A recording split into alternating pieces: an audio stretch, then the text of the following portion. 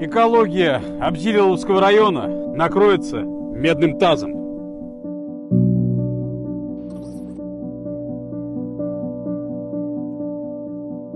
Планируемая разработка карьера глубиной более 500 метров на хребте Хртетау угрожает водным ресурсам. Это на 60 метров глубже уровня озера Яхтыкуль, что может привести к осушению подземных вод и загрязнению источников питьевой воды, рек Малый и Большой Кадел.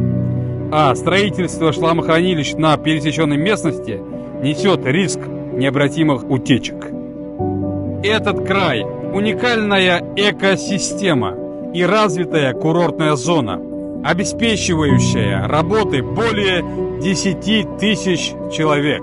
Промышленная разработка приведет к загрязнению воздуха пылью, возможному радиационному загрязнению и уничтожит природную жемчужину, подорвав туризм.